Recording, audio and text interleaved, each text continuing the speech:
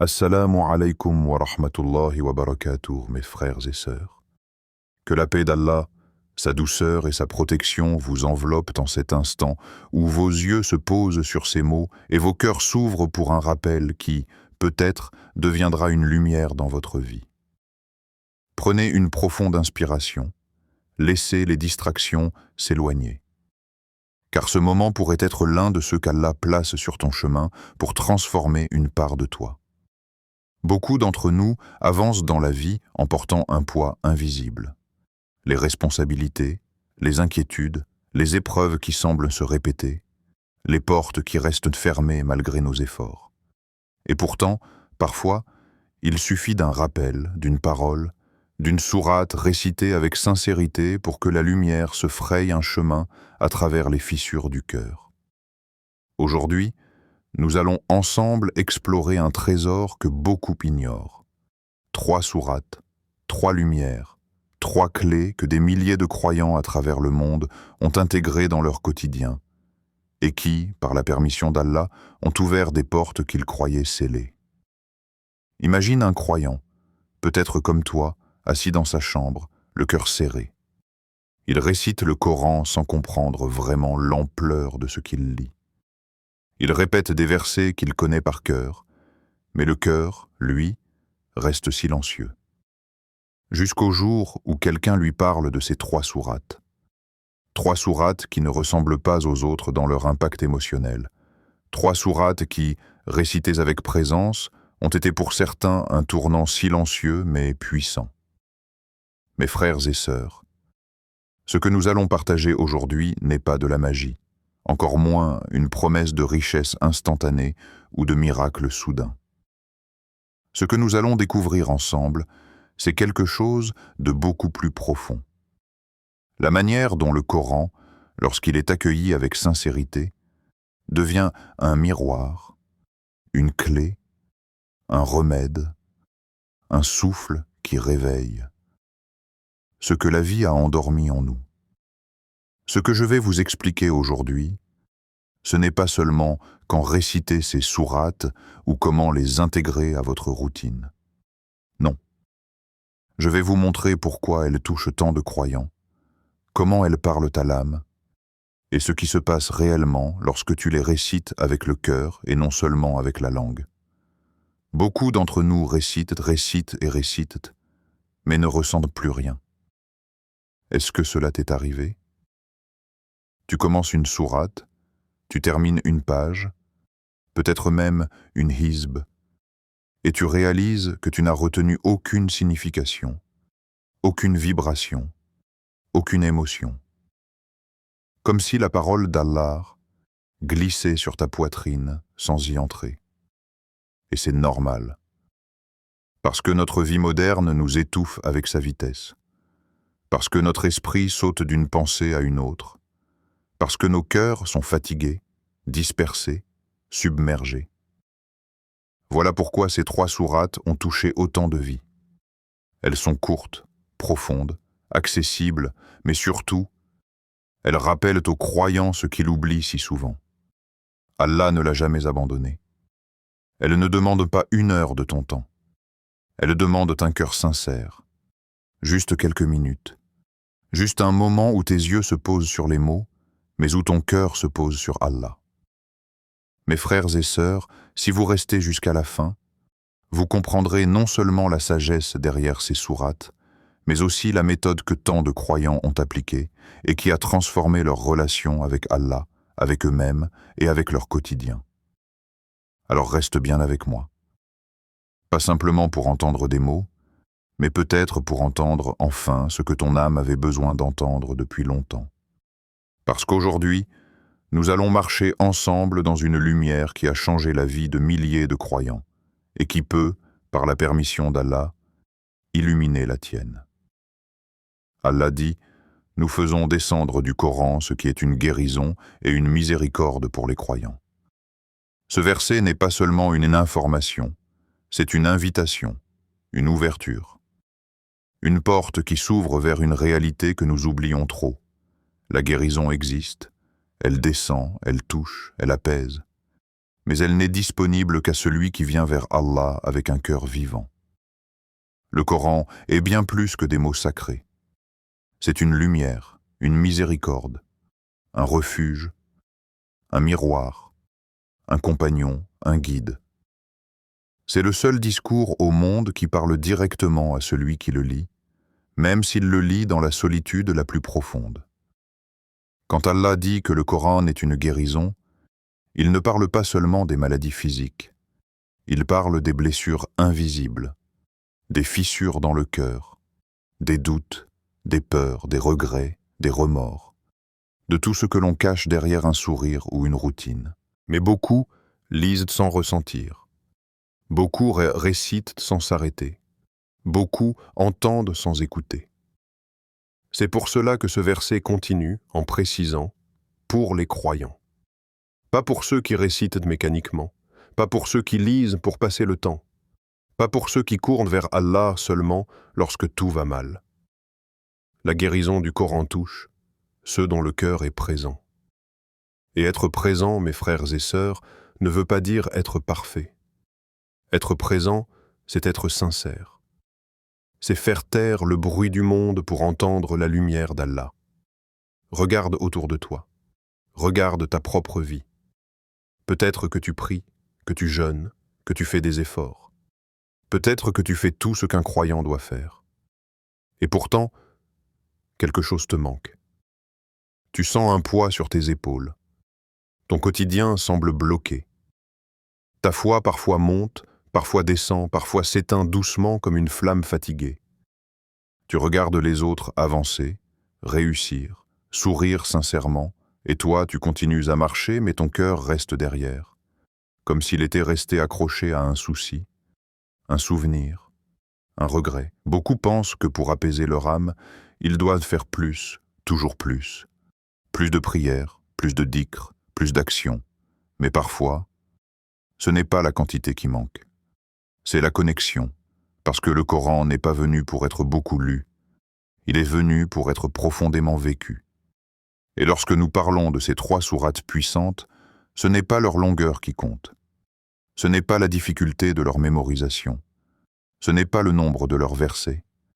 C'est la manière dont elles s'adressent à l'âme humaine. C'est la manière dont elles pénètrent le cœur lorsqu'on les récite lentement, en laissant chaque mot résonner. Quelquefois, tu peux lire un long passage sans rien ressentir. Et quelquefois, un seul verset suffit à te briser, te reconstruire, te réveiller. C'est pour cela qu'Allah dit que le Coran est une miséricorde. Parce que la miséricorde descend comme la pluie, doucement, lentement. Elle touche certaines zones du cœur plus que d'autres. Elle guérit là où la douleur était cachée. Parfois, ce qui manque à notre vie, ce n'est pas un nouvel acte d'adoration. C'est un retour sincère vers les mots d'Allah. C'est un moment où tu apprends à relire le Coran non pas pour avancer dans les pages, mais pour avancer dans ton cœur. Et c'est exactement ce que ces 3 sourates vont t'apprendre à faire. Elles vont t'apprendre à retrouver la présence, à retrouver la sincérité, à retrouver ce cœur que tu avais laissé derrière toi. Parce que le Coran n'a jamais cessé de t'appeler. Il attendait simplement le moment où tu serais prêt à l'entendre. Imagine un soir calme. La maison éteinte, tes pensées tournent autour des comptes à payer, d'une opportunité manquée, de ce projet qui traîne. Tu as l'impression que malgré tout ton effort, la porte reste fermée. C'est dans ce silence que la parole d'Allah peut agir comme un levier subtil. Pas un coup de baguette magique, mais une force qui restructure l'intérieur de ta vie. Al-Waqi'a est l'une de ces sourates qui, récitées avec jardinage du cœur, ont été transmises par les pieux comme ouverture du risque et de la baraka. La particularité d'Al-Waqi'a n'est pas sa longueur ou sa complexité. C'est sa capacité à parler au cœur humain à propos de la réalité du destin, des catégories de l'au-delà, et surtout de ce que signifie recevoir la subsistance d'Allah. Quand tu prends cette sourate dans tes mains et que tu la lis lentement le soir, tu mets en route un mécanisme spirituel, la gratitude. et la gratitude, dans la langue du Coran, attire la bénédiction. Les savants disent que la récitation régulière d'Al-Waqi'a façonne l'âme à se détacher de l'angoisse du manque et à s'ouvrir à la confiance en la providence divine. Le prophète a encouragé la récitation de cette sourate pour ses effets bénéfiques. On rapporte que celui qui la lit régulièrement est protégé de la pauvreté. Attention toutefois à la compréhension. Ce n'est pas une formule magique qui transmute le plomb en or. Le bienfait vient dans un cadre, la sincérité, la constance, l'effort. Tu dois faire ta part, chercher le halal, travailler avec honnêteté, gérer tes ressources avec sagesse et en même temps, ouvrir ton cœur à la bénédiction. Al-Waqi'a n'annule pas l'effort, elle le nourrit. Comment la mettre en pratique? Première règle, la lenteur. Lis sans te presser. Chaque mot doit être une goutte qui pénètre le sol de ton cœur. Quand tu lis « Wama adrak mal yawmul maw'ud » et qui sait ce qu'est le jour promis, laisse cette interrogation transformer ta perspective. Ce qui compte n'est pas seulement le tangible d'aujourd'hui, mais la gestion de ton âme et de tes actes. Deuxième règle, médite sur le sens. Même si tu ne comprends pas tout en arabe, prends le temps d'entendre une traduction, de saisir l'esprit, la certitude qu'Allah est Ar-Razzaq, le pourvoyeur. Troisième règle, la régularité. Quelques minutes chaque soir valent mieux que de longues lectures épisodiques. Après la récitation, adresse une invocation simple et humble. Ô Allah, toi qui es Ar-Razzaq, accorde-moi un risque halal, béni et utile à ma foi. L'invocation lie ton acte à ta dépendance totale à Allah et précise ton intention. Tu veux un risque qui profite à ta foi, pas seulement une accumulation vide. Cette nuance transforme la recherche matérielle en quête spirituelle. Dans la pratique quotidienne, tu peux associer la récitation à un moment fixe. Après Isha ou avant de t'endormir. Un rituel doux qui marque la fin du jour et remet ta subsistance aux mains d'Allah. Des témoignages contemporains confirment ce que transmet la tradition. Des personnes qui, après avoir instauré cette routine, ont vu des changements subtils, une opportunité se présentant au bon moment, une rencontre providentielle, une tranquillité d'esprit qui permet de mieux discerner les possibilités. Ces changements sont souvent graduels. Portes qui s'ouvrent, peurs qui s'apaisent, priorités qui se clarifient. Ce qu'il faut retenir, c'est que la sourate agit sur l'intérieur. Elle repositionne le croyant pour qu'il reconnaisse et saisisse les moyens qu'Allah met sur son chemin. Un point pratique. Si tu débutes, commence par écouter la sourate en arabe, puis récite-la une fois, 2 fois, jusqu'à ce que la mélodie des versets te fasse vibrer. Même une récitation courte, faite avec présence, est précieuse. Et garde en tête que la baraka ne se mesure pas toujours en chiffres. Parfois, elle vient par la facilitation, un cœur apaisé, un projet qui fructifie spirituellement et matériellement. Enfin, l'éthique du risque selon Al-Waqi'a appelle à la responsabilité. Recevoir la subsistance est aussi un test. Comment partages-tu? Comment dépenses-tu? Comment t'engages-tu pour que ce que tu reçois serve ta foi et le bien commun? Al-Waqi'a n'est pas seulement une clé pour recevoir, c'est une clé pour convertir ta subsistance en adoration sincère. Ferme les yeux quelques instants et imagine la nuit. Ce moment où le monde ralentit, où la respiration du foyer devient régulière, où l'âme peut enfin peser sincèrement ses peines et ses espoirs. Dans cette obscurité, la lumière d'un verset peut agir comme un phare. Al-Mulk, sourate brève et pourtant puissante, est l'un de ces phares. Elle rappelle la souveraineté d'Allah et protège le croyant là où le visible ne peut rien. Le prophète a mentionné la valeur particulière de cette sourate. Elle intercède pour celui qui la récite. Intercession, un mot lourd de miséricorde. Cela signifie que la récitation d'Al-Mulk concourt, par la grâce d'Allah, à purifier et défendre l'âme.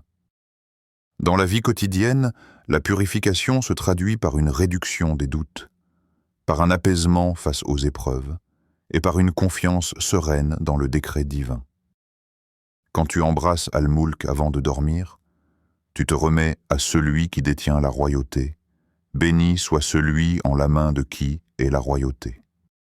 Ce rappel écarte la peur et nourrit le tawakkul. Cette confiance ferme en Allah qui n'exclut pas l'effort, mais qui le transforme. La relation entre Al-Mulk et la Baraka se joue sur un plan intérieur. Un cœur pur ouvre la voie aux bénédictions. Pourquoi ? Parce que le doute est un frein. Lorsqu'un croyant doute, il retient son engagement, il hésite à entreprendre, il laisse la crainte freiner l'action. Al-Mulk, en ramenant la conscience de la souveraineté divine, dissipe le doute et restaure la clarté. Cette clarté permet d'agir avec sagesse, de saisir les opportunités qui viennent et d'accueillir la bénédiction sans être écrasé par l'anxiété. Réciter Al-Mulk n'est pas un exercice vide. C'est une conversation intime entre le serviteur et son Seigneur, au seuil du sommeil, quand le cœur est prêt à déposer ses soucis. Lis lentement, sois attentif aux images que la sourate peint. Les cieux qui ne sont pas sans fissures, la création qui témoigne de la grandeur, la conséquence du mépris du rappel. Ces images réveillent en la conscience et orientent le croyant vers l'humilité, le repentir et la confiance. La pratique concrète fait d'Al-Mulk une habitude nocturne. Pas besoin d'en faire un fardeau. Commence par une récitation chaque soir, même brève. Pose l'intention claire. Ô Allah, purifie mon cœur, renforce ma confiance en toi, protège-moi de ce qui nuirait à mon âme et à ma foi. Ensuite, observe. Parfois, le changement est subtil. Un sommeil plus doux, des rêves apaisés, un jugement plus clair face aux événements du jour suivant. Parfois, il se manifeste par des interventions visibles, une épreuve qui tourne mieux que prévu, une protection évidente dans une situation critique. Un aspect essentiel d'Al-Mulk est Saki, et sa capacité à replacer l'être humain dans l'ordre divin. Lorsque la royauté d'Allah est ancrée dans le cœur, l'angoisse du contrôle s'atténue. On comprend que le travail humain a sa place, que la prise de décision est nécessaire, mais que le résultat appartient à Allah. Ce lâcher-prise éclairé est le cœur du tawakkul. Il ne retire pas la responsabilité, il la rend sereine. Sur le plan moral, Al-Mulk appelle aussi à la conscience. Comment vises-tu ta foi dans l'intimité? Comment te comportes-tu quand personne ne regarde? La sourate rappelle le regard d'Allah sur toute chose. Une vie vécue sous ce regard est plus pure, plus droite, et donc plus encline à attirer la baraka. Car la bénédiction d'Allah aime la sincérité et la droiture. Enfin, pour celui qui apprend, lis doucement. Comprends qu'il n'est pas question de réciter pour impressionner, mais de réciter pour être transformé. L'effort d'apprendre la sourate, de méditer un verset, de laisser un mot produire son effet, voilà la clé. Et si tu doutes de la validité de ces pratiques, reviens à l'essentiel. Allah adore qu'on lui confie nos craintes. Demande-le. Et touche du doigt la sérénité nocturne que la sourate peut inspirer. Imagine un matin où le soleil n'a pas encore percé les nuages. L'air est froid, silencieux, et quelque chose dans ton cœur semble immobile, comme si la vie avait mis en pause la lumière qui l'habitait autrefois. Tu te réveilles, tu regardes autour de toi, mais rien ne semble t'appeler, rien ne semble te motiver. C'est dans ces moments-là, dans les creux du cœur humain, qu'Allah descend des sourates comme Ad-Duha, une sourate qui ne parle pas seulement à l'oreille, mais directement à l'âme. Ad-Duha est une sourate de miséricorde, mais pas une miséricorde abstraite. C'est une miséricorde intime, personnelle, celle qui vient te rappeler que même lorsque tu te sens abandonné, Allah ne t'a jamais quitté. Elle fut révélée pour apaiser le prophète lorsque la révélation se fit silencieuse. Imagine cela. Lui, le bien-aimé d'Allah, le meilleur de toute la création, ressentant la lourdeur d'un silence céleste. Et Allah, par sa sagesse infinie, lui répond avec une sourate qui est devenue, pour des millions de croyants, un baume spirituel. Ton Seigneur ne t'a ni abandonné, ni détesté. Ces mots, simples mais d'une profondeur insondable, sont comme une main qui attrape ton cœur au moment où il tombe. Ce sont les mots qui viennent vers toi lorsque personne ne voit ta fatigue. Ce sont les mots qui comblent le vide que même tes proches ne comprennent pas. Et Allah ne dit pas seulement qu'il ne t'a pas abandonné. Il te promet que la fin sera meilleure que le début. Une promesse qui n'est jamais rompue. Ad-Duha répare les cœurs brisés, non pas en effaçant l'épreuve, mais en donnant une lumière qui la traverse. Chaque verset est comme un rayon du matin qui repousse doucement l'obscurité. Elle ravive l'espoir étouffé. Elle ouvre les fenêtres de l'âme pour laisser entrer une brise de confiance. Cette sourate vient dire « Tu n'es pas ce que tu traverses. Tu es ce que ton Seigneur construit en toi à travers ces épreuves. » Beaucoup de croyants ont témoigné qu'Ad-Duha a changé leur matinée, puis leur journée, puis leur vie. Pourquoi ? Parce qu'elle transforme l'état intérieur. Celui qui la récite tôt le matin, après Salat al-Fajr, ou dès le début de sa journée, nourrit son âme d'une certitude douce. Allah n'oublie jamais celui qui l'invoque. Le matin est un moment sacré. Les anges témoignent de tes invocations. Les premières paroles que tu mets dans ta journée façonnent son atmosphère. Imagine réciter Ad-Duha juste avant de sortir travailler, étudier, affronter une réalité qui parfois pèse lourd. Tu marches alors avec une lumière intérieure. Les problèmes n'ont pas disparu, mais le regard qui les observe a changé. L'âme est plus stable, le cœur plus léger, l'esprit plus clair. Cette sourate ne promet pas que ton chemin sera sans obstacle, mais elle t'assure que chaque obstacle porte en lui une issue. Et cette assurance, c'est déjà une libération. Ce que beaucoup ignorent, c'est qu'Ad-Duha est une conversation. Elle te demande de te souvenir des bienfaits qu'Allah t'a donnés, de la guidance qu'il t'a accordée, du soutien qu'il t'a offert quand tu n'avais rien. Elle te dit « Regardez ta vie. Vois comment Allah t'a relevé lorsque tu étais au sol. Vois comment il t'a inspiré lorsque tu étais perdu. Vois comment il t'a donné alors que tu pensais avoir tout perdu. » Réciter Ad-Duha, c'est réapprendre à respirer, à espérer, à croire. C'est comme ouvrir les fenêtres de ton cœur pour laisser entrer la lumière d'un matin pur. C'est accepter que l'épreuve n'est pas une fermeture, mais une transition. C'est sentir qu'Allah te réécrit, te façonne, te prépare pour quelque chose que toi-même tu ne vois pas encore. Lorsque tu la récites, fais-le doucement. Pause après chaque court verset. Laisse les mots s'infiltrer dans les zones blessées de ton âme. Et si une larme descend, sache que c'est un signe de purification. Celui qui pleure en présence du Coran n'est pas faible, il est vivant. Ad-Duha est plus qu'une sourate. C'est un matin pour l'âme. Et tu mérites ce matin. Il existe dans la vie des croyants des routines qui ne transforment pas seulement l'emploi du temps, mais l'état intérieur. La routine que nous allons explorer n'a rien de complexe. Elle ne nécessite ni long apprentissage, ni connaissances particulières, ni un engagement écrasant.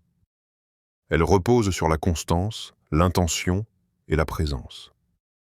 Et c'est précisément ce qui rend sa lumière durable. Le matin, récite Ad-Duha. Pourquoi le matin ? Parce que c'est le moment où les cieux s'ouvrent avec douceur. Les anges montent avec les œuvres de la nuit et descendent avec les décrets du jour à venir. Le matin est un seuil. Ceux qui plantent une graine de lumière à ce moment-là récoltent souvent une journée plus stable, plus fluide, plus bénie. Réciter Ad-Duha au réveil, C'est comme tendre la main vers Allah avant de tendre la main vers le monde. Après Salat al-Fajr, prends quelques secondes pour te détacher du rythme pressé de la journée. Ouvre ton Coran, laisse ton regard rencontrer les versets d'Ad-Duha, même si tu les connais déjà. Dans cette répétition, il y a une sagesse. L'âme humaine comprend par répétition ce que l'esprit oublie par distraction. C'est une mise au point intérieure, une recalibration de ton cœur. Le soir venu, c'est un autre moment sacré. Lorsque la nuit descend, lorsque les pensées deviennent plus lourdes, les inquiétudes plus insistantes, c'est le moment idéal pour la récitation d'Al-Waqi'a et Al-Mulk. Ces deux sourates ne viennent pas envahir ta soirée. Elles la réparent. Elles te protègent de la pauvreté intérieure et extérieure. Elles purifient ton cœur. Elles éloignent les peurs qui tournent dans la tête lorsque tout s'éteint. Al-Waqi'a, le soir, c'est comme remettre ta subsistance entre les mains d'Allah. Tu veux commencer ta journée avec la lumière d'Ad-Duha? Alors termine-la avec la sérénité d'Al-Waqi'a. Ensuite, Al-Mulk, juste avant de dormir. Laisse cette sourate être ton dernier acte d'adoration. Elle adoucit le sommeil. Elle éloigne l'angoisse. Elle te rappelle la souveraineté d'Allah juste avant que ton âme ne goûte le repos nocturne. Lis lentement. Ce n'est pas une course. Le Coran ne récompense pas la vitesse. Il illumine la qualité. Chaque verset lu avec attention laisse une trace. Et médite. Il n'est pas nécessaire d'être un grand savant pour tirer profit du Coran. Parfois, une seule question suffit. Qu'est-ce que ce verset veut dire pour moi aujourd'hui? Cette approche ouvre le cœur à des significations subtiles. Après chaque sourate, fais une invocation. Laisse la récitation ouvrir ton cœur, puis profites-en pour parler à Allah. Simplement, avec tes mots. Demande-lui la baraka. Demande-lui de purifier ton intention. Demande-lui de protéger ta subsistance et ta foi. L'invocation, après la récitation, fait entrer les versets dans ta vie quotidienne. Cette routine est facile à retenir, facile à pratiquer, mais puissante dans ses effets. Car la baraka n'est pas liée à la quantité. Elle n'est pas liée au bruit. Elle n'est pas liée à la performance. Elle est liée à la sincérité, à la constance, à la présence d'un cœur qui veut réellement plaire à Allah. Ad-Duha le matin. Al-Waqi'a et Al-Mulk le soir. Et entre ces deux lumières, ta journée s'aligne, ton âme respire, ton cœur se stabilise. Lorsque tu t'approches du Coran, ce n'est pas seulement ton regard qui lit, c'est ton âme qui parle, qui respire, qui s'oriente. Pourtant, beaucoup de croyants tombent dans des pièges subtils, presque invisibles, qui diminuent la puissance de leur relation avec ces sourates. Les comprendre, c'est déjà commencer à se libérer. La première erreur, et sans doute la plus fréquente, c'est la récitation mécanique. Tu sais, ce moment où ta langue avance, mais ton cœur reste derrière. Tes yeux suivent les lignes, mais ton esprit est perdu ailleurs, dans les soucis, dans la fatigue, dans des pensées qui n'ont rien à voir avec Allah. Parfois, tu termines une page et tu réalises que tu ne sais même plus ce que tu viens de lire. Tu as récité, mais tu n'as pas vécu. Réciter machinalement la parole d'Allah, c'est passer à côté d'un trésor en croyant que le simple fait d'avoir prononcé les mots suffit. Alors qu'Allah t'invite à ressentir, à réfléchir, à être présent. Le Coran ne demande pas la perfection du son. Il demande la présence du cœur. Même si tu lis lentement, même si tu butes sur un mot, même si ton récitation n'est pas fluide, ce n'est pas un défaut. C'est un signe que tu es vivant. Celui qui lit avec difficulté mais sincérité est souvent plus proche du cœur du Coran que celui qui lit vite mais vide.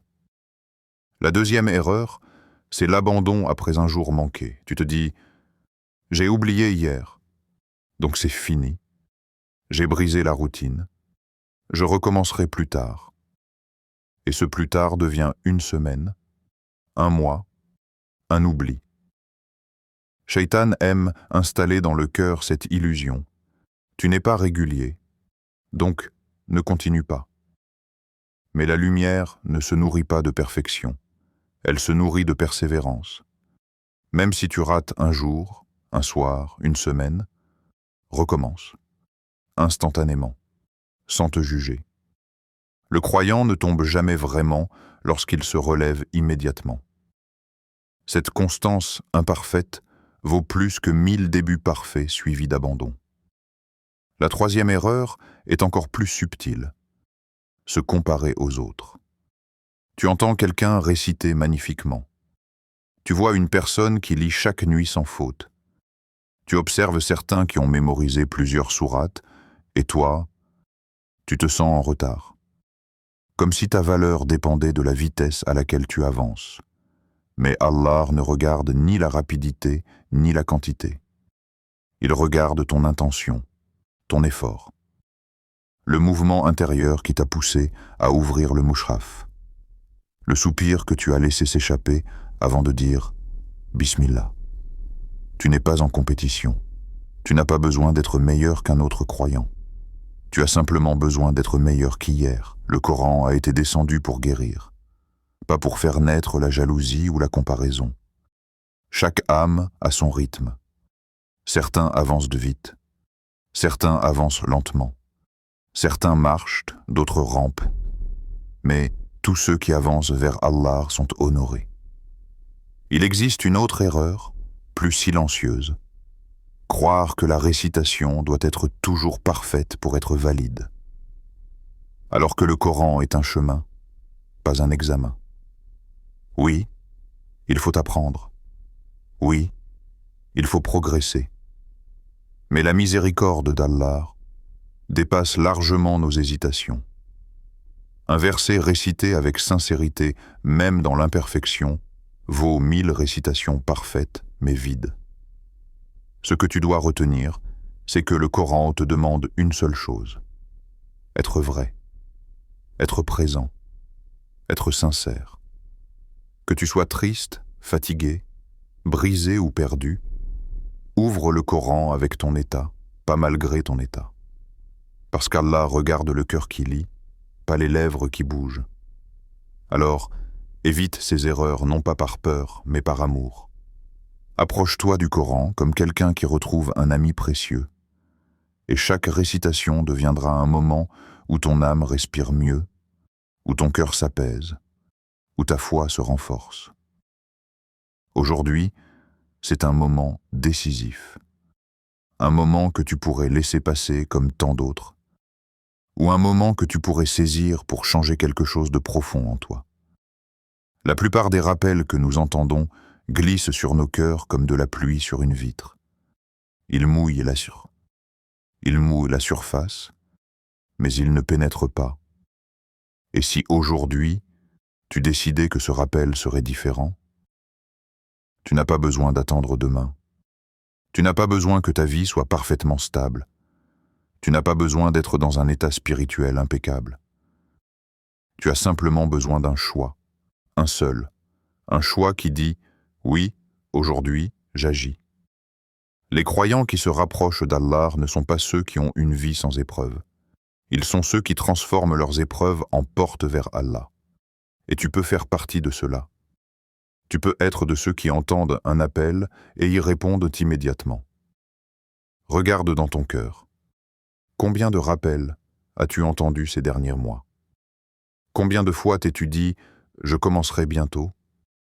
Combien de fois la motivation a duré quelques minutes avant de disparaître dans les obligations du quotidien?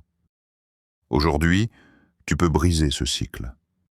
Pas en faisant quelque chose d'immense, pas en récitant tout le Coran en une nuit, mais en prononçant simplement ces mots. « Ya Allah, ouvre-moi les portes de ta lumière. » Dis-les maintenant, doucement, sincèrement. Laisse ces mots traverser ton être. Car Allah écoute, Allah répond, Allah voit ton intention avant même que tu ne lèves la main. Tu n'as pas besoin d'un grand changement. Tu n'as pas besoin d'une transformation spectaculaire. Commence simplement. Même si tu ne récites qu'une seule sourate ce soir, même si tu t'assois juste 2 minutes pour prononcer un verset, même si tu hésites, même si tu as peur de ne pas tenir. L'important n'est pas la quantité. L'important, c'est le premier pas. Les grandes transformations commencent par de petits gestes, et les portes de la lumière commencent par une seule invocation. Ce soir, tu peux décider que ta relation avec ces sourates ne sera plus une connaissance théorique, mais une pratique vivante. Ce soir, tu peux décider d'ouvrir ton Coran et de dire « Bismillah, je commence ». Et chaque pas que tu feras vers Allah, même minuscule, sera accueilli par 10 pas d'Allah vers toi. Il t'ouvrira les chemins que tu ne vois pas. Il éclairera des zones que tu pensais condamnées à l'obscurité. Il déposera dans ton cœur une chaleur que personne au monde ne peut t'offrir. Aujourd'hui, choisis d'agir. Pas demain, pas plus tard, maintenant. Parce que la lumière est déjà en train de frapper à la porte de ton cœur. Si tu ouvres ne serait-ce qu'un millimètre, elle entrera. Mes frères et sœurs, souvenez-vous que le Coran n'est pas simplement un livre que l'on lit de temps en temps. C'est une lumière qui, lorsqu'on lui ouvre la porte, s'installe dans nos gestes, dans nos pensées, dans nos journées. Ces 3 sourates ne sont pas des secrets réservés à quelques initiés. Elles sont un don d'Allah, une manière pour lui de dire « Voici 3 chemins simples pour revenir à moi, pour apaiser ton cœur et illuminer ta vie. » Si tu leur fais une petite place dans ton quotidien, même minuscule, tu verras des changements subtils puis profonds. Tu sentiras ton cœur se détendre, ton esprit s'alléger, tes perspectives s'éclairer. Et surtout, tu sentiras ton lien avec Allah devenir plus vrai, plus doux, plus solide. Dis-moi en commentaire. Laquelle de ces 3 sourates vas-tu commencer aujourd'hui? Peut-être qu'une seule décision suffira à ouvrir quelque chose de nouveau dans ta vie.